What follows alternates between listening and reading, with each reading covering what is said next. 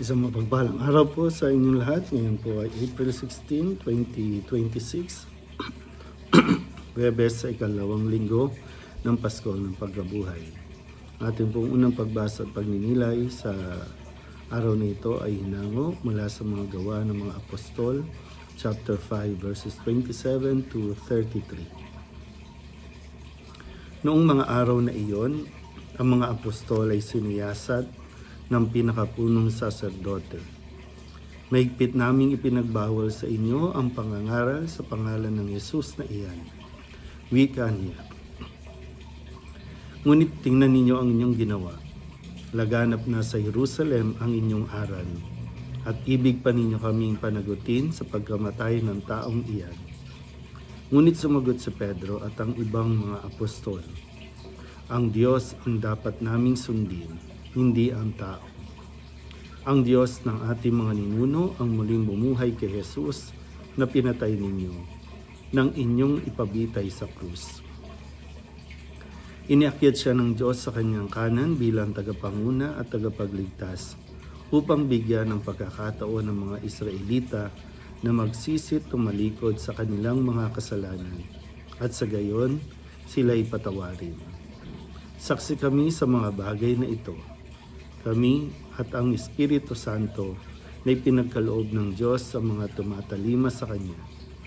Nagnitngit sa galit ang mga bumubuo ng Sanhedrin nang marinig ito at ibig nilang ipapatay ang mga apostol. Ang salita ng Diyos.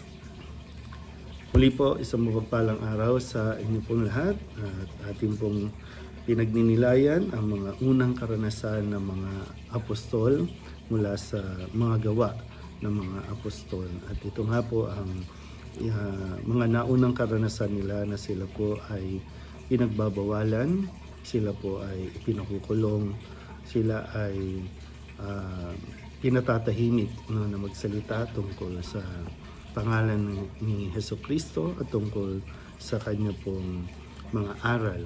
At ito nga po, mga alagad na ito ay lalong tumatapang at lumalakas ang loob na sila po ay magpahayag sa kabila ng mga banta sa kanilang mga buhay. Nawa, maganda rin po na mapagnilayan natin ang katapangan nila, no, dahil lalo na sa panahon ngayon na may mga kaguluhan, may mga leader na naghahari-harian, may mga leader na dahil sa kanilang mga desisyon ay marami ang napapahamak at marami po ang talagang walang kamuang-muang na masigit na nahihirapan sa kanilang mga desisyon. Kaya lalo tayo ay dapat na magsalita, magpahayag ng katotohanan, magpahayag ng salita ng Diyos dahil ito ang tunay na daan tungo sa kapayapaan.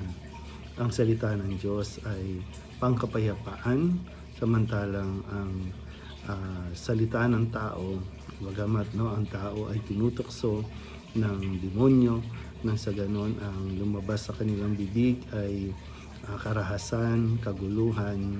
Kaya nararapat lang na nawa mas maraming tao ang kumapit makinig sa salita ng Diyos, dahil ito rin talaga yung gabay natin sa mga bawat desisyon na ating pong ginagawa.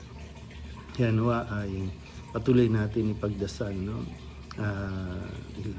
hindi lang mga leader, pinuno ng bawat bansa, ng bawat gobyerno, lalo tigit ang mga namumuno din sa ating simbahan na magpalaganap at maging matapang sa pagpapahayag ng salita ng Diyos. Dahil hindi ang walang Kristiyano ang dapat na pinipiling manahimik, walang Kristiyano ang dapat na namumuhay sa o lumalayo, imbis na magpakita at magsalita tungkol sa kapayapaan, mula sa salita ng Diyos ay marami ang tumatahimik at natatakot, kung kaya yung takot na ito naman ang nagdadala sa kanila tungo sa pagsunod sa salita ng tao. Muli, no, ang salita ng Diyos nawa ang mas pakinggan natin. Ito nawa ang mas piliin nating gabay sa pamumuhay natin sa araw-araw na ating pong pakikipagkapwa. At ito po ang magiging daan tungo sa tunay na kapayapaan. Muli, no, nawa ay pagdasal natin sa Panginoon na matapos na at magkaroon talaga ng usaping pangkapayapaan ang mga lider ng bawat bansa. Muli po, isang mapagpalang araw sa inyo po lahat.